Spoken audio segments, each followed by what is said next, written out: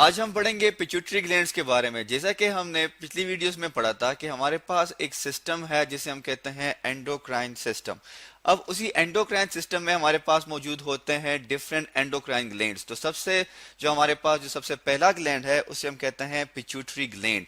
Pituitary gland को हम कहते हैं मास्टर ग्लैंड। ठीक है जी, मास्टर ग्लैंड हम इसे क्यों कहते हैं?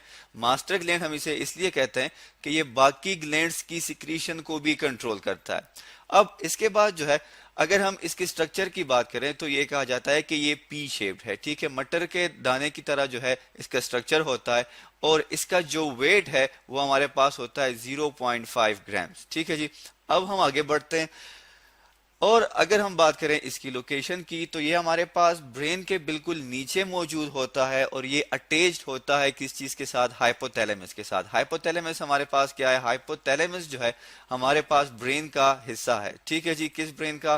ब्रेन के किस पार्ट का? फोर ब्रेन का हमारे पास हिस्सा है। तो ये अटैच होता है किस चीज के साथ? हाइपोथैलेमस के साथ। ठीक है जी, अब अब जब हम ये कर लेते हैं तो इसके हम एक डायग्राम ले आते हैं और देखते हैं कि पिट्यूटरी ग्लैंड किस तरह और कहाँ पे मौजूद है। आप इस डायग्राम में देख सकते हैं, आपको जो येलो कलर नजर आ रहा है ये हमारे पास है पिट्यूटरी ग्लैंड। ठीक है जी, ये जो है हमारे पास दैट इज पिट्यूटरी ग्लैंड। ठीक है, हम इसको यहाँ पे लिख लेते हैं, दैट इज पिट्यूटरी ग्लैंड। ठीक है, और आप देख सकते हैं कि ये यहाँ पर ये एक स्टॉक सा बना हुआ है। इस स्टॉक के साथ ये अटैच है किस चीज के साथ? हाइपोथैलेमस के साथ। तो अब ये कहा जाता है कि पिट्यूटरी ग्लैंड की जो सिक्रीशन है ये क्या करती है? ये इन्फ्लुएंस करती है बाकी ग्लैंड्स को। ठीक है, हम यहाँ पे लिख लेते हैं कि ये क्या करता है? ये इन्फ्लुएंस करता है किस चीज को? बाकी ग्लैंड्स की सिक्रीशन को। ठीक है, मतलब ये है कि ये जो है इस तरह की सिक्रीशन करता है कि पहले हम ये इन्फ्लुएंस की स्पेलिंग ठीक कर लेते हैं, दैट इज INFL। ठीक है जी, सॉरी, इसको हम इन्फ्लुएंस FLEU, सॉरी FLU, इन्फ्लू इन्फ्लुएंस। ठीक है, ये इन्फ्लुएंस करता है किस चीज को? Secretion of other gland. ठीक है, मतलब ये है कि बाकी जो ग्लैंड्स हैं उनकी सिक्रीशन को इस तरह इन्फ्लुएंस करता है कि जब इससे कोई भी हार्मोन रिलीज होता है तो वो बाकी ग्लैंड्स पे एक्ट करते हैं और वो फिर क्या करते हैं? वो फिर रिलीज कर देते हैं फर्दर हार्मोन्स। ठीक है जी, अब इसके अलावा इसका क्या फंक्शन है? इसके अलावा इसका ये भी फंक्शन है कि ये हमारे पास जी डायरेक्टली एक्ट करता है। इसके कुछ हार्मोन्स ऐसे हैं जो कि एक्ट करते हैं directly on tissues and gland. ठीक है, एक्ट डायरेक्टली ऑन टिश्यूज, बाकी टिश्यूज पे वो डायरेक्टली एक्ट करते हैं ऑफ बॉडी। ठीक है, तो ये हमारे पास क्या थे? ये हमारे पास इसका फंक्शन था। अब अगर हम बात करें पिट्यूटरी के स्ट्रक्चर की तो हम दोबारा एक डायग्राम ले आते हैं और देखते हैं कि किस तरह पिट्यूटरी का स्ट्रक्चर होता है। आप इस डायग्राम में देख सकते हैं कि हमारे पास ये जो है ये एक पिट्यूटरी ग्लैंड है। ठीक है जी, ये आप देख सकते हैं, that is the pituitary gland. अब ये इसके दो लोब्स होते हैं। तो हमारे पास पिट्यूटरी ग्लैंड्स के दो लोब्स होते हैं। हम यहाँ पे लिख लेते हैं 2 लोब्स हैं। ठीक है जी, अब इन लोब्स को हम क्या कहते हैं? एक को हम कहते हैं इंटीरियर लोब। ठीक है, यहाँ पे लिख लेते हैं दैट इज इंटीरियर लोब। ठीक है जी, और एक को हम कहते हैं that is known as a posterior lobe. ठीक है जी, एक इंटीरियर है और एक पोस्टीरियर है। ठीक है, अब ये लिखने के बाद अब इस इंटीरियर लोब का एक स्पेसिफिक नाम भी है। ठीक है, उससे हम क्या कहते हैं? इसे हम कहते हैं दैट इज एडिनो हाइपोफाइसिस।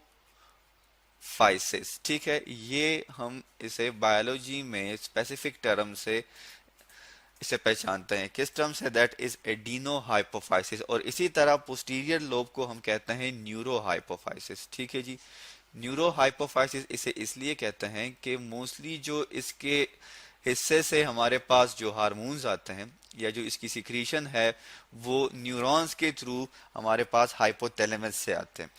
तो अब जैसा कि आप देख सकते हैं, अगर मैं इस एंटीरियर लोब को 1 कहूं और पोस्टीरियर लोब को 2 कहूं तो डायग्राम में हम इस वन को इसको हम कह देंगे 1 और इसे हम कह देंगे 2। ये हमारे पास इंटीरियर लोब है, ये हमारे पास पोस्टीरियर लोब है, और ये क्या है हमारे पास, ये हमारे पास पिट्यूटरी ग्लैंड्स हैं, ठीक है, सॉरी पिट्यूटरी ग्लैंड है। अब अब हम देखते हैं कि इंटीरियर लोब से हमारे पास कौन कौन से हार्मोन्स रिलीज होते हैं, ठीक है जी। अब हम आगे बढ़ते हैं। अब इंटीरियर लोब से हमारे पास जो सबसे पहला हार्मोन है उसे हम कहते हैं that is known as a somatotrophin, ठीक है, हम इसे क्या कहते हैं, दैट इज सोमेटा, ठीक है, सोमेटोट्रोफिन, ठीक है।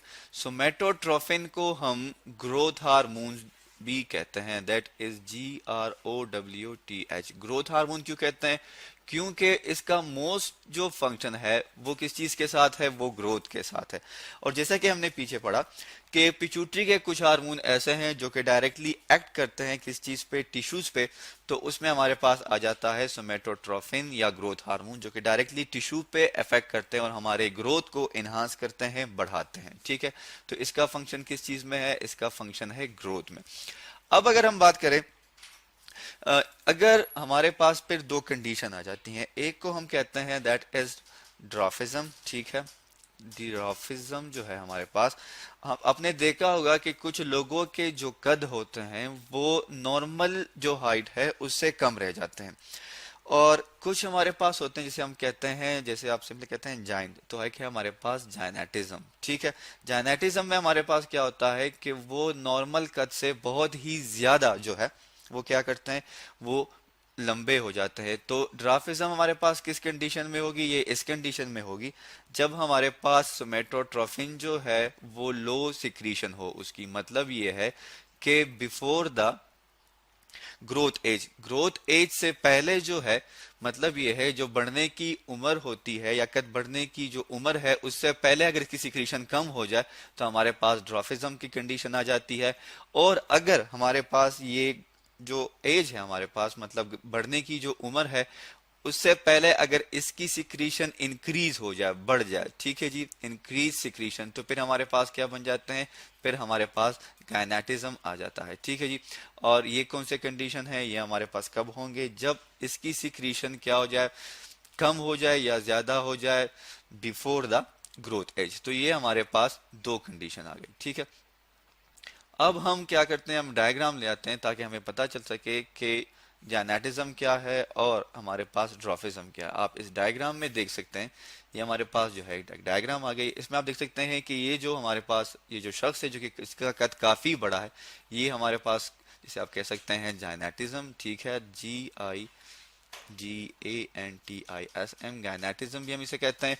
और ये जो हमारे पास है जिसका कद छोटा है, इसे हम कहते हैं ड्रॉफिज्म, ठीक है, जिसे हम सिंपली बोने भी कहते हैं। तो ये हमारे पास दो कंडीशन हो गए। अब अगर इस हार्मोन की सिक्रीशन जो है ये ग्रोथ एज के बाद अगर बढ़ जाए तो उस कंडीशन को हम क्या कहते हैं, उस कंडीशन को हम कहते हैं that is known as a acromegaly, ठीक है। एक्रोमेगेली क्या है, एक्रोमेगेली वो कंडीशन है जिसमें बॉडी के इंटरनल स्ट्रक्चर और एक्सटर्नल स्ट्रक्चर जो होते हैं वो काफी इनलार्ज हो जाते हैं, ठीक है। और ये भी कब होता है, ये इंक्रीज सिक्रीशन जब बढ़ जाती है किस चीज की, ग्रोथ हार्मोन की, तो तब होता है। और ये किस टाइम होगा जी, और ये भी हमारे पास होगा आफ्टर द ग्रोथ एज, ठीक है, आफ्टर ग्रोथ एज, ठीक है जी। अब हम आगे बढ़ते हैं और देखते हैं कि और कौन कौन से हार्मोन्स हैं जो हमारे पास रिलीज होते हैं इंटीरियर पिट्यूटरी से। तो हमारे पास जो दूसरा हार्मोन है उसे हम कहते हैं TSH। इसका फुल फॉर्म हमारे पास क्या है, that is thyroid stimulating hormone. हम लिख लेते हैं क्या, दैट इज थायराइड, ठीक है, RIOD sorry, thyroid stimulating hormone. मतलब ये है कि ये क्या करेगा, ये थायराइड ग्लैंड को स्टिमुलेट करेगा कि वो रिलीज करे फर्दर हार्मोन्स, ठीक है। तो थायराइड जो है ये क्या करता है, ये हमारे पास वो हार्मोन्स हैं जो कि दूसरे ग्लैंड्स के ऊपर एक्ट करते हैं, ठीक है जी। और ये क्या करते हैं, ये रिलीज करते हैं किस चीज को, थायराइड से डिफरेंट हार्मोन्स को रिलीज करवाते हैं। इसके बाद हमारे पास आ जाता है जिसे हम कहते हैं ACTH। ACTH को अगर हम लिखें तो ये है हमारे पास that is adreno adreno cortico corticotrophic hormone. ठीक है जी, ये कौन सा हार्मोन्स है? ये वो हार्मोन्स है जो कि किडनी पे एक्ट करते हैं और स्ट्रेस कंडीशन में ये रिलीज होते हैं। इसके बाद हमारे पास आ जाता है गोनेडोट्रोफिक हार्मोन। ठीक है, हम लिख लेते हैं यहाँ पे दैट इज गोनेडोट्रोफिक हार्मोन। ठीक है, गोनेडो बी कहते हैं। और हमारे पास इसमें आ जाते हैं फर्दर दो हार्मोन्स जिसे हम कहते हैं, एक को हम कहते हैं जी LH that is luteinizing hormone, और एक को हम कहते हैं FSH जो कि हमारे पास क्या है, फोलिकल स्टिमुलेटिंग हार्मोन्स। ये दो हमारे पास आ जाते हैं गोनेडोट्रोफिन्स में। अब हम आगे बढ़ते हैं और देखते हैं कि पोस्टीरियर लोब में, जो कि हमने पीछे पढ़ी दैट इज पोस्टीरियर लोब, के पोस्टीरियर लोब को हमने कहा था न्यूरोहाइपोफाइसिस, जो कि हमारे पास ये है। अब हम देखते हैं कि इस न्यूरोहाइपोफाइसिस से, ये जो है हमारे पास, इससे कौन कौन से हार्मोन्स रिलीज होते हैं। तो हमारे पास न्यूरोहाइपोफाइसिस से दो ही हार्मोन्स रिलीज होते हैं, और इसके बारे में ये कहा जाता है कि न्यूरोहाइपोफाइसिस के जो हार्मोन्स हैं हमारे पास, ये बेसिकली सिक्रीट होते हैं हाइपोथैलेमस से और स्टोर हो जाते हैं कहाँ पे, इन द पिट्यूटरी। तो अब हम देखते हैं कि न्यूरोहाइपोफाइसिस जो है इसमें हमारे पास कौन कौन से हार्मोन है। तो सबसे पहला जो हमारे पास है उसे हम कहते हैं that is known as oxytocin. ठीक है, हम लिख लेते हैं दैट इज ऑक्सीटोसिन।